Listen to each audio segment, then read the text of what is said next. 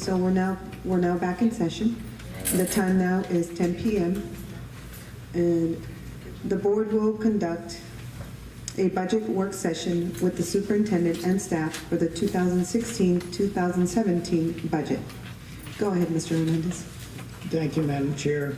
Members of the board, this evening we'll be conducting our first budget work session for 2016-2017. The topics that we'll be covering this evening will be related to the fund balance, and we'll begin with where we ended in 2015 to start our recently past fiscal year. The next area of topic is our state funding, which is really the second year of the biennium. The legislature will meet again this coming spring to set the funding for the next 2 years thereafter. After that item, we'll be talking about a few budget items. Again, we looked at the second year and what resources could be determined that would be available to try to do at least some salary and wage increases and maybe a few other things. The next item after that is then looking at the fund balance and its support of the budget. And then the last item is just a chart that will show us where we stand on our 6-year vision. So I'll go ahead and begin with the fund balance. And what I've handed out at each of your places is a hard copy of the budget presentation, plus an executive summary of what was presented in our TASB study for the 2016-2017 year. But on your hard copy, we have, and also that's presented up here, is our fund balance trend beginning from 2007, 2008, and looking at our fund balance on the green bar, and looking at our ADA as it continued to rise and peaked in 2013, 2014 to 13,921. From that point, we started witnessing, or we started incurring a decrease in our ADA to where we're projected to have an ADA of 13,609 at the end of 2015-2016, which is this year.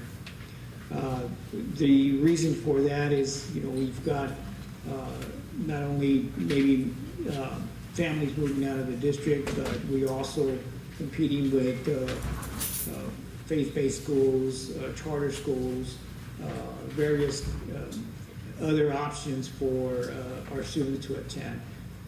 We're doing everything that we can in order to keep up our ADA.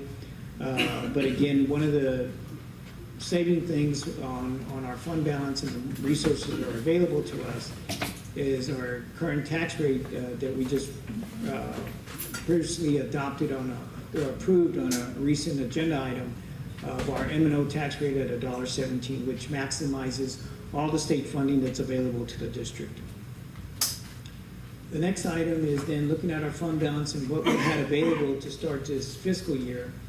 And as you can see in the green, we have what we call the unassigned fund balance, which was $23.7 million.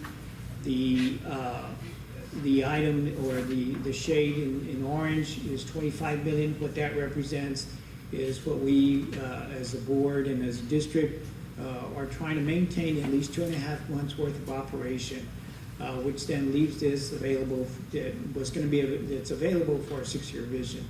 The other items are the rest of the fund balance that's made up of fund balance that's restricted under child nutrition, some monies that we set aside for facility needs, which have now been, are being utilized to address our Gillette Foundation issues, and then our state reduction, or state monies that we put, or funding that we put aside for any type of federal reductions that we were experiencing due to the sequestration.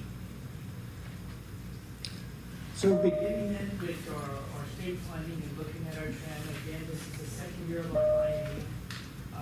In the 2015-2016 year, although we budgeted an ADA of 13,800, again, what we're projecting in our ADA to end up at is 13,609. The reason that's important is because there's two ways that revenues can be generated by a school district. It's either in property values or in ADA. And in our case, since we're a low property district, we funds is our ADA. But what we also receive, and the way the state funding formula goes, is that they go based on whatever our property values were the previous year. So that provided at least some additional funding. That was, thank you, Joe, that was available to the district, and so that helped us in generating revenues. Again, what we witnessed too in our funding for this past year was in our Tier 2 funding, and that's driven by the amount of tax effort that the district has or has been generating for this year. So now when we budget for 2016, 2017, we're looking at adjusting for an ADA of $13,600 and building the budget based on that. So as we do that and we look at from one year to the next, we know that we're not going to be, our actual Tier 1 funding is being reduced, but what the offset to that is then our property values are what's also continuing to increase. So that pretty much offsets the amount of loss that we're experiencing in Tier 1 funding. Tier 2 funding, because of the amount of the yield per penny that we get in our Tier 2, from $74 to $77, that helped reduce the amount of loss that we were projecting because of the drop in the ADA at the Tier 2 funding level. So again, it's minimized by the amount of monies that are going to be available for our second year. It's going based on the current formulas that we have in this biennium. What we're waiting for anxiously is what's going to happen this coming spring. We know what the Supreme Court decided, that that the current funding formulas are constitutional. So we got to wait and see and what's going to happen with our legislatures and how much they're going to be putting towards public education. Yes, ma'am. Can you go back 2 slides? One more? Yes, ma'am. That one? So can you just let us know? As a board, how much is required by the state to be kept in our fund balance? That is the current unassigned amount? The required amount from the state is what? The recommended amount is 2.5 months worth of operations. And right now, our monthly operation cost is what does it average at? Right now, it's 134 million divided by roughly 10 months. That'll get us to about 26 million. Okay, I mean, divided by 10 months, it'll get us to about 26 million. what is our monthly, so our monthly average that Our monthly average we spend? is about 12 million. About 12 million? Yes, ma'am. And we're required to So have 2 2.5 months? months. 2.5 months. Between 2 to 2.5 months worth of savings available in your fund balance. So that's what we projected to be the 25 million right here.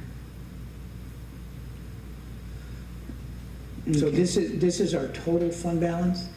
The And 25 plus the 23.7, 23. So the correct? 23.7 is what we're using because we're running a budget deficit as we did this, the year in 14-15, it was 6 million. Again, in 15-16, it's another 6 million. So our fund balance has been dwindling the amount that we're setting aside to get us through the 6 years. And so there's a slide that I've got later on in the presentation that shows that trend. So each year that we're passing a budget, it's a budget deficit. So what we're utilizing when we started the 6-year plan was we had a fund balance at an amount that was above the 25 million that was recommended by the state for school districts to have. And so that remained available to 23.7. I just wanted to make sure that all my fellow board members, especially the ones that are new, since this is their first time going through a budget work session, understood how that worked. Mr. Quesada, did you have any questions, or Mr. Moreno? Sir? I'm sorry, it is. Okay, I just wanted to make sure. Yes, ma'am. So the next items to be discussed in are going to be our budget items, starting with our teacher allotments, and we'll cover these on individual slides. But basically, our teacher allotments are driven by the enrollment and the student data of our campuses. placement of vacant positions. That's more of a realignment of current positions that are vacant and trying to use them more effectively. Our campus continued programs and positions, that's dealing with our third year of our early college high school and the second year of our cohort at Leal Middle School under our dual language program. And then, of course, our salary wage increases that we're looking at to propose for the 16-17 year. So starting with our teacher allotments, what we do every year is we look at the enrollment that is occurring or projected to be at the elementary schools for each of the for all our elementary schools. And so what we do is we look at the vacant positions that are available in order to reassess and see what can be done when we look at our elementary schools and make a projection of what the enrollment's going to be. It affects various schools. Some schools will earn a teacher because of the enrollment that they have. Other schools will lose a teacher. The net reduction for based on the teacher allotments at the elementary school level is 1 teaching unit. So that we're reducing a teacher unit at overall in the elementary school level. The second area that we looked at are the secondary schools, and that is driven by utilizing the taper data, meeting with our principals and looking at their master schedules and see, where, if we have any units that can be realigned or if they're necessary to continue meeting the needs of the students. So when we looked at and assessed it for the middle schools, and in meeting with the principals and assessing the middle schools, we're looking at reductions of 2 teaching units per middle school for a total of 8 teaching units.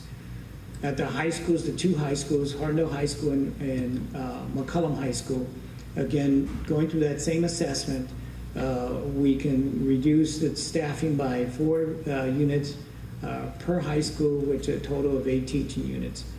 The amount of monies then that are generated as far as not be required for the budget or savings is $980,300. Madam Chair. Yes, Mr. Hernandez, with these reductions in teaching positions, what's going to happen in the amount of students per classroom? Is that going to change? Are we going to have to get waivers next year? What kind of position is it going to put us in? Yeah, let me have Dr. Harrell or Mr. Maligal help us address that. Why Dr. Harrell goes up there to share with us, I can share a couple of things. Like, for example, I'll bring attention real quick to the high schools in this dialogue we've had. I want to remind everyone that we build a STEM early college high school that will have a junior class, sophomore class, and freshman class next year. Those students are all coming from our 2 traditional comprehensive high schools. So again, obviously, those kids would be at our 2 comprehensive high schools if we hadn't had the STEM early college high school. So obviously, our high schools are going to have a reduction of students that would normally have been going to them to the STEM early college high school. That's where some of those units are coming from. Again, in the past, we've added units at the high schools for programs and things that, again, we feel in looking over the units and the course catalog and the curriculum that we can be able to make a reduction to be able to save these dollars to put them somewhere else. Dr. Harrell, can you kind of share with us some other things? Yeah, for elementary, as you recall, class size up to 4th grade cannot exceed 22 to 1, and you have to apply for a waiver. According to the last taper report, we're hovering around 21.6 at kindergarten, 21.2 at 1st grade, 20.9 2nd grade, 20.7 3rd grade, 20.1 4th grade, 20.6 5th grade.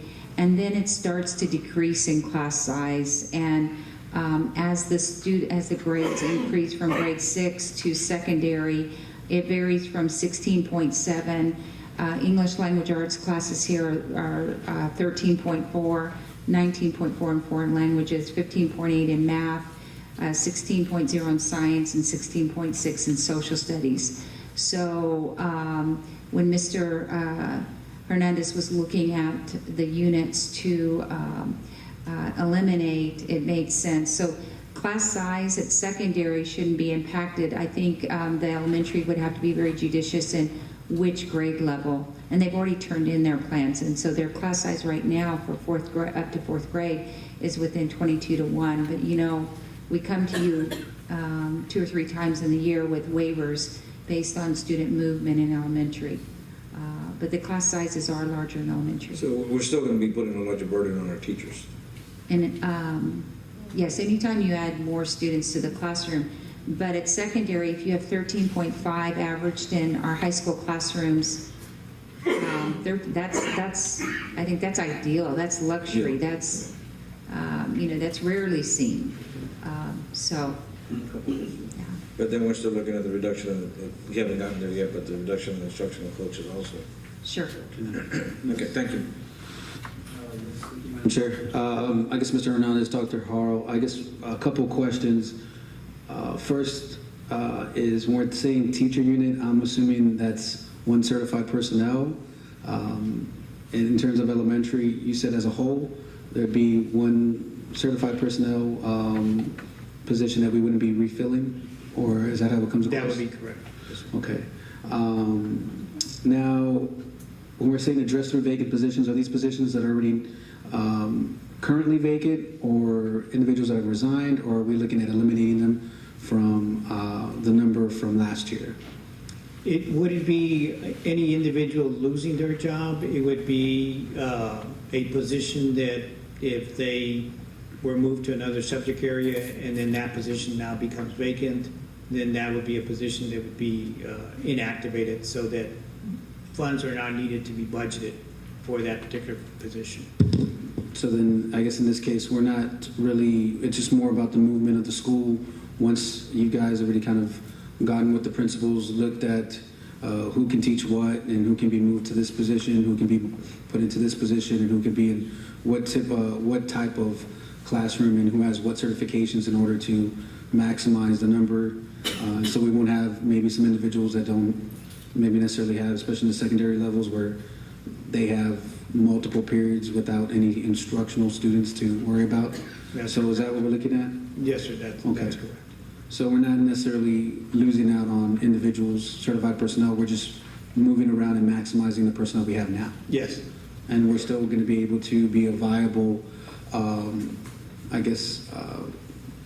viable in terms of recruiting new teachers just as well, correct? yes. Okay. I guess the other thing would be when it comes to the middle school, we would just kind of be doing the same thing in the secondary, in the middle school and the high school, and how Mr. Marigal alluded to with the early college high school, we're just kind of moving those positions to the early college high school versus eliminating those in the high school level. Well, what he's referring to is that we have students that are going to be enrolling in the STEM early college high school, so then you don't have that population there at the 2 high schools, so that provided some. One of the other things too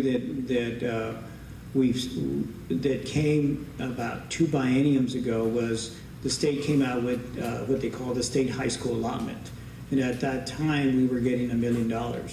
Since then, they've cut that back down to close to 500,000. But when we received those state funds, we utilized that to create more positions. But since that time, we've never reduced the positions to correspond to the reduction of the state funding. So now we're taking another look at it, saying, okay, based on the information that we had available to us from the taper that Dr. Harrell just referred to, that provided us an opportunity to look at it and see how we can better utilize these positions. Yes, sir. The next area that, as Mr. Odesti kind of referred to, was that then looking at the placement of what we have in current vacant positions. We have 26 instructional coaches to start this past school year, and reassessing those positions. We're looking at keeping 16 and then having 10 vacancies available. The next area was what the board approved 2 years ago, which were to provide supplemental campus teaching units that are used for the improvement required schools. There were 7 positions that were created. Since then, those are vacant. So by not rebudgeting for those positions, that provides an extra amount of $1,016,000. Mr. Chair. Yes, Mr. Moreno. Yes, and I guess continuing on, and I was looking ahead as well. So when I saw this, overall, right, currently we have 26 instructional coaches. Does that mean roughly every school has its own instructional coach? They had 2. They had 2 each, reading and math. And then when we talk about supplemental campus teacher units, are we talking about like reading specialists and things of that nature, or? They were actually intervention teachers, so they Okay. provided in classroom either small group support or they pull-out support with students who needed additional reading or math. So would those be under like spec ed, or? No, they were actually, it was kind of a neat model. They were brand new teachers that were assigned small groups of students, 7 to 10. And so that's all they did all day long was work with 7 to 10 identified students who needed additional support in reading and math. And how long has that been going on? We did it last year. These positions weren't part of this year. And Okay. so, but the money was there. We used it with our improvement required schools. Several of those teachers are now full-time teachers with us. Okay. But yeah, no, we did not do that this year. And then when it comes to instructional coaches, will they be staying with the district, or have they been kind of relieved of Yes, their they went duties? through an interview process, and so 16 were selected, 8 math and 8 reading, and they will be housed at the vacated portable over by Tejeda. Mhm. So they'll be assigned schools. So they'll probably have like 2 or 3 campuses to visit? Yes, yes, and it will look at need based on, and number of days. Some schools will receive support from the coaches more days than others based on their data. Sure. So there weren't any other instructional coaches for other subject matter? No, we only had them for reading and math. Okay. At middle school, we have 4 content coaches, 1 for each subject area though. Okay. And how would that work with the instructional coaches? Are we still going to have those readily available for the secondary? Yes, the 4 content coaches are remaining in place. We did not have coaches for high school. Okay.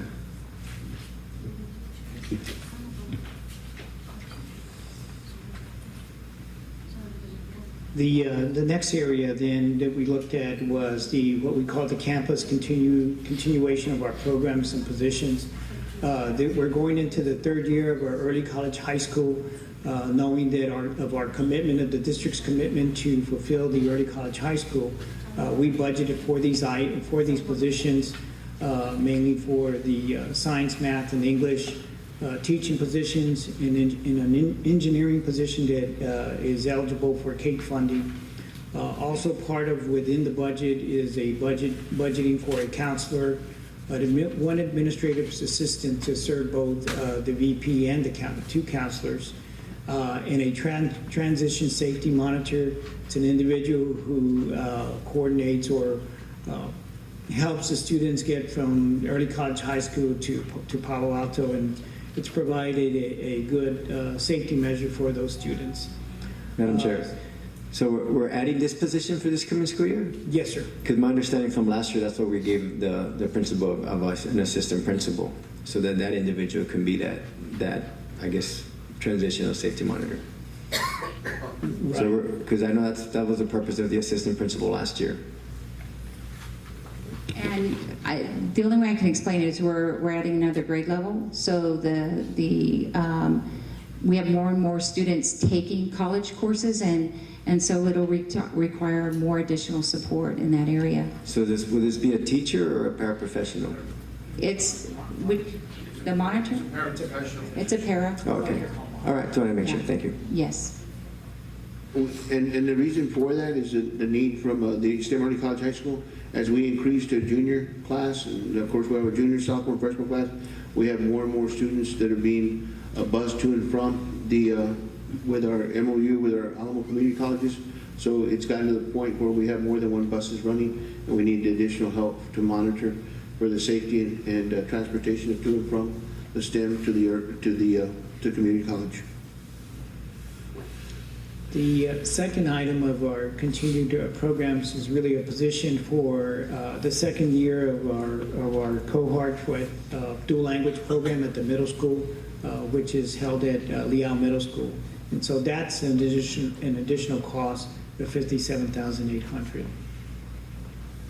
The next area is then our salaries and wages. In going through and utilizing the information that was provided by STASB and reviewed by superintendent and cabinet, the recommendation is to utilize that TASB study for 16-17, as well as continue using the one from 15-16 that was related to the classified. And some of the highlights of the study was that it created new pay structures that are aligned to the market, provided general pay increases as a percentage of a range midpoint.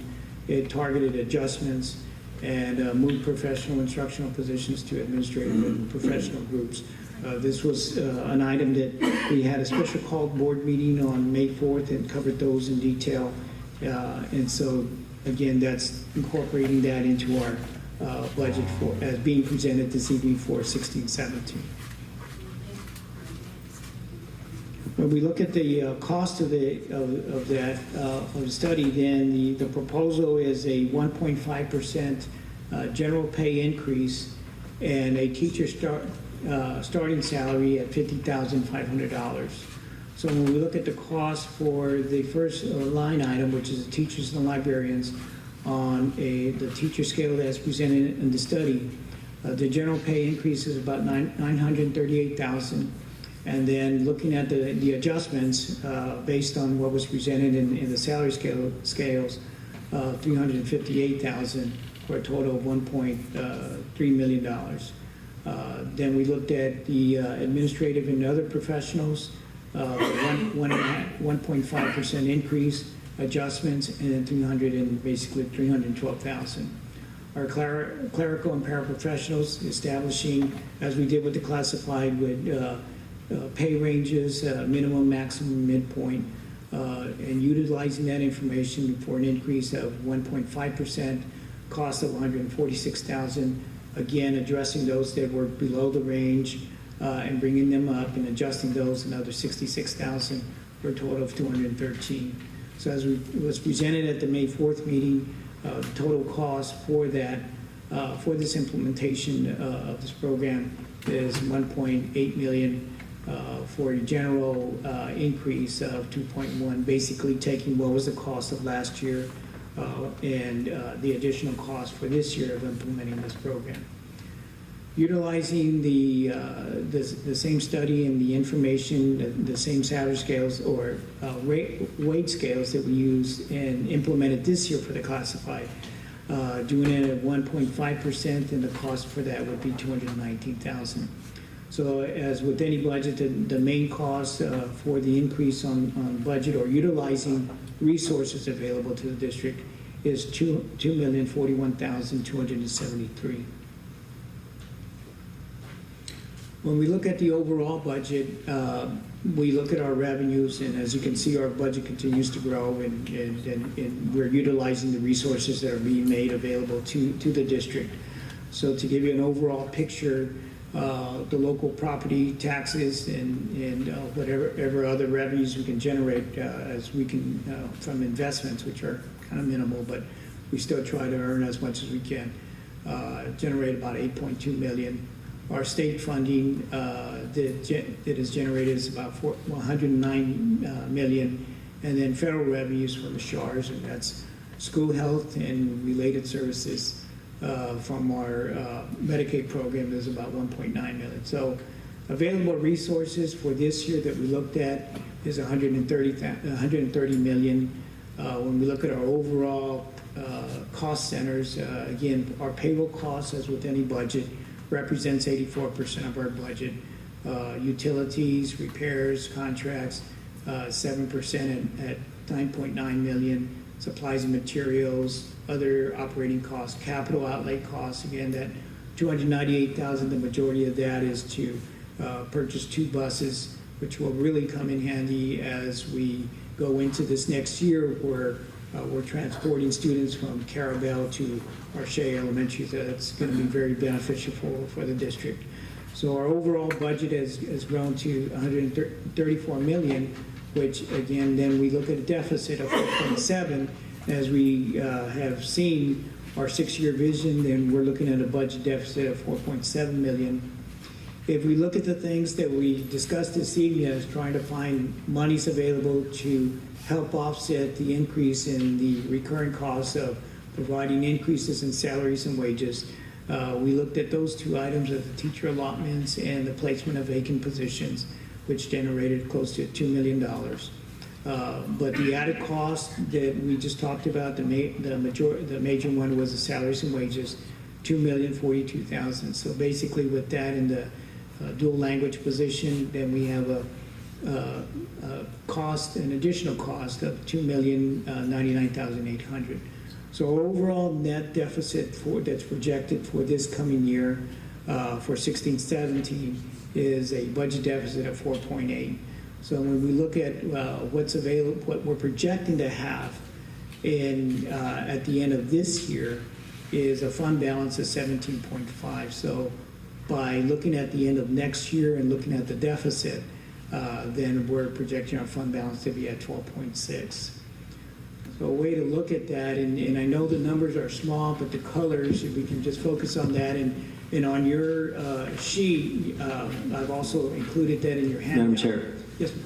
just real quick, what was our deficit budget last year? Last year, it grew to $6 million. All right, okay, thanks. Yes, Mr. Moreno. Yes, Mr. Hernandez. Yes, sir. I know, I think Mr. Abundis referenced it earlier when it comes to the safety monitors. Those are individuals that are traveling with the early college high school kids, or right for that budget. Are there also certified personnel traveling with them and actually going into the classroom? What's the merit of that? So once our students enter into the college world and they start taking college classes, the professors can't be with them to tutor or help with the follow-up. So we actually have some of our teachers who go and sit in the class and take notes so that when the students come back and they need additional tutorials or intervention or support or need to sit down and go through an assignment, that teacher has gathered that. Palo Alto doesn't provide us any tutorials like a regular college atmosphere. They actually have to have their needs met when they come back to the high school. So we don't have teachers who have certifications in being able to teach college courses, and so they actually are taking notes in that college course. No, that seems fine and all, but what are they teaching? What subject matter? It depends on which course the students are taking. Next year they'll be taking more because the junior year No, but the personnel that are actually in the classroom with them, are they teaching a subject? Yes, they're also teachers. Okay. Yeah, I mean, because I wouldn't want it to be just kind of a certified tutor if we're not maximizing. No, well, they actually, when kids receive tutorials at early college high school, it's very much like our other schools. They receive it after the school day, or they come early. Many of our students come early at early college high school. I know it's always tough, and we might have higher achievers when it comes to early college high school. But to get my kids to come to tutoring, it's very difficult. I have to call parents, have to be on them continuously to even get 10 to 15 of them after school. So I'm just kind of curious to know what's the schedule look like for these individuals, and is it merely they're following these kids to these classes and then gathering information? Because I mean, that's also something that maybe they're not equipped to teach a class, Right. but they have the expertise and the knowledge to, I mean, even checking on different issues. Even, I mean, sometimes I've helped individuals just by looking on YouTube because I was like, oh, I can't figure this out, but you know, I can find something readily available to kind of tutor myself versus actually being in the classroom. Maybe we can use them in some other facets so we can maximize their output too. Not just, I mean, I'm sure the professor can easily email the PowerPoint, email the information, scan it and whatnot. And they do that. They do provide that. And I understand maybe you're looking at just because they're in the classroom, they might have a better understanding of how that teacher is teaching, but at the same time, we're also educators, so we should be able to be adept in kind of facilitating things, especially when it comes to like math or. I would other like subject that to be matter. the case, yes. It might help to look at the schedule too, because when the students are receiving college course instruction, those teachers need to be in a location, need to have a responsibility at the same time. And so it seems to be working out the way that we have it right now, so they can provide support for students when they go back to the college, the high school atmosphere, but we can show you the schedule. Yeah, I mean, I It's- just don't want them to teach, I mean, 1 or 2 periods and then they're with the kids for 2 or 3 hours for different sessions. To me, it would be more efficient for us to utilize them in some other capacity other than just, because I mean, the tutoring, I'm assuming, is after school. So I mean, to me, it would be more conducive to our maybe budget and also to our efficiency as a school to maximize that and find ways to actually utilize their expertise other than just Sure. tutoring. And we've done a lot of research with that. We're part of a consortium. We work with Palo Alto. So I don't think we do things without a lot of information, but I think it'll help to look at the schedule and to also reframe a way of a traditional high school versus a high school that has students who are also receiving college courses and college education. So I think looking at the schedule might help reframe that. So I can get that to you tomorrow. Sure.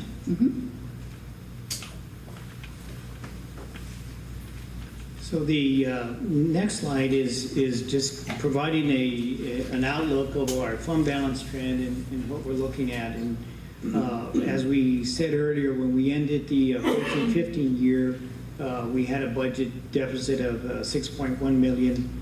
And at that time, when we started that year, we had 29 million available. So again, we approached the 6-year plan knowing that budget deficits were going to be passed, but with the intention that once we got these programs going, made gains on these programs, then we would start enveloping the positions that were being created into our regular budget. But one of the things that we've been doing is trying to utilize the resources and provide increases where we're able to.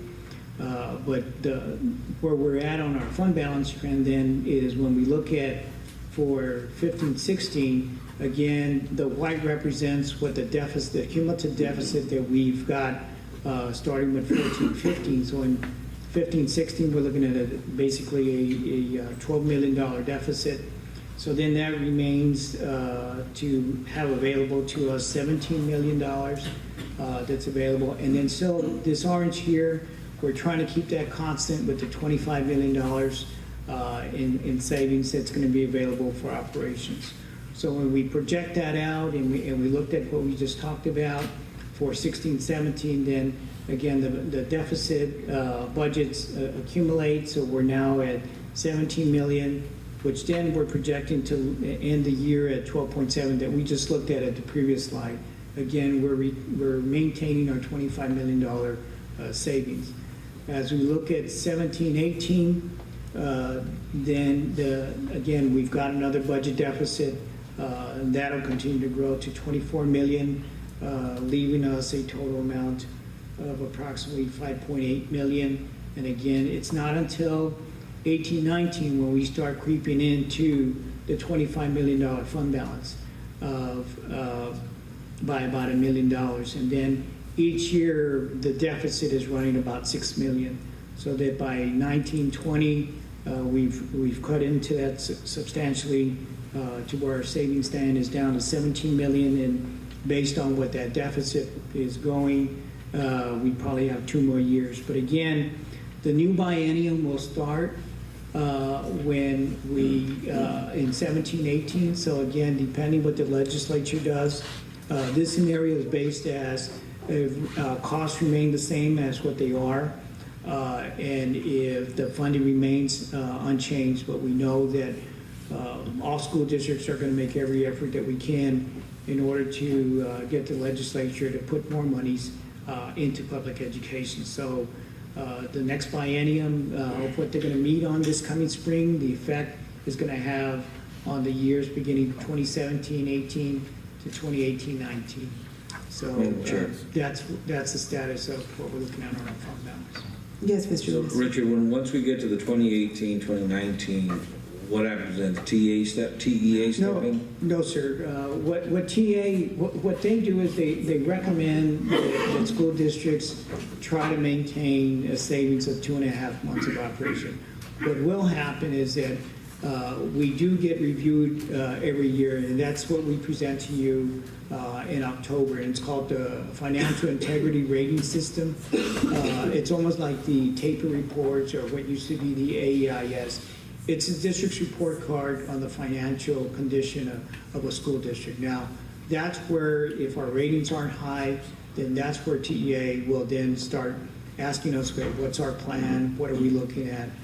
They'll see our deficits. They'll ask us to respond, and what do we have? Last time they made us cut 5%, I think 5 or 6% of our expenditures. Wasn't that correct? I'm sorry. Last time TEA came in, I think we had to cut. Didn't we have to cut 5 to 6%?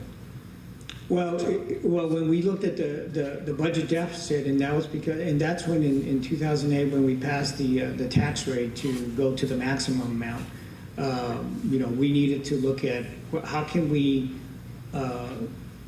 cut back on the deficit that we were incurring, because at that time we had approximately $2.9 million in the savings, and we were looking at a budget deficit of about $3 million. And that's when we shut the shade down, right? Right, and so then in November, we had the tax rate election that brought us up to the $1.17 to maximize our state funding, which then provided the resources that we needed to get out of that deficit. And then we did some other things like the refunding of the QSAPs that then provided the monies, that additional monies that were being set aside to pay off those bonds in 2013. So there was a few things that happened that got us to where we were able to build up our fund balance. Again, on the previous chart, like maybe I think it's on the second page of your handout, it was that bar graph, and it showed our ADA. And so in 07, 08, our ADA was starting to pick up. And so we peaked basically 2 years ago at 13,900. Now our ADA is coming down. And so that's having somewhat of an impact on the school district, but it's our Tier 2 funding that is kind of helping us offset that, because we're maximizing our tax effort and not leaving any money with the state, and just getting the monies that we deserve here in the school district. So you're going to have to start sharpening your pencil any way you possibly can, and so is the administration in the next 12 months, so that we don't end up shutting another school down in 3 years. Well, and keeping a close watch on what the legislature does this coming spring. Yeah, Madam Chair. Yes, Mr. Lewis. Actually, it's not so much Richard, it's more the superintendent. This is the third year where we've approved such a large deficit budget. I was hoping that, after looking at the first few slides, I was kind of excited. We're almost at $2 million savings in it, to come back to see almost 4.8, still in the deficit. So really, it's Mr. Madrigal. I really don't want you to look at other options so we can continue to trim. Remember, we're already at the max, and the courts did rule, right? That it is legal the way it's Constitution, the way they're taxing us. So they're not going to. We can't count on the court system, because they're saying it might be. I think they said it might be wacky or crazy. I forget what was the comments. That our system might be wacky, but it is constitutional. So the courts aren't going to help us. So really, Mr. Madrigal, you and your departments kind of see where we can trim other positions, not so much at the school level, but at the non-school. So, and really, we can't continue to live with an average of $5 million deficit budget per year. So, that's for you and the staff, Mr. Madrigal. Thank you. Just a quick comment here, Mr. Hernandez. As far as the ADA is concerned, when we lose a student, it doesn't necessarily impact us in a negative way, just because that's one less student we're servicing. So when we're not servicing that child, and we don't have them at the school district in order to service them, yeah, we're not getting that money, but then again, that's one less child that the district is servicing. So it's not that we're losing money. We're not losing money that way because then we're still paying taxes for that child. Whoever it is that's in the district is still paying taxes for that child. So we're still getting the taxes on that. We may not be getting the state money from that for that child, but that child is no longer being serviced at the same time. Oh, and the child, what I would say on that is that, sure, the supplies and materials, computer would probably services that student, more supplies and material, but you still have the fixed cost of the teacher. So if you have a classroom of 20 kids or 22 kids, and one of those kids, we lose them on the ADA, we still have to maintain that teacher that teaches the rest of the 21. That other kid helped out because it brought in that extra money. So the point where we would save money, you might say, if our ADA decreased, if like we lost 7 kids, and so it brought it down to 15. So now we don't need that teacher unit. Perhaps we can move these kids into other classrooms and maximize their load. But again, we still have the overhead cost of providing the teacher unit to teach the full class. Even though it may not be at capacity because a kid has left, we may not get their funding, but we still got to pay for the full salary of the teacher. And then it's a funding formula that's not just for providing direct instructional materials. It also helps with the general operations of the school district. You still have maintenance, you still have technology, you still have administration, all the other different areas that, you know, as a whole and as a group, when we get more ADA, it provides that added funds for us. So, you know. And actually, we lose more money. If we were to lose 15 children, we lose $112,000 versus losing 1 teacher. So we actually lose more money by losing children. So, and another thing that happens is that, and this is very odd, is that as we're losing students, then we start becoming more property rich because they take your property values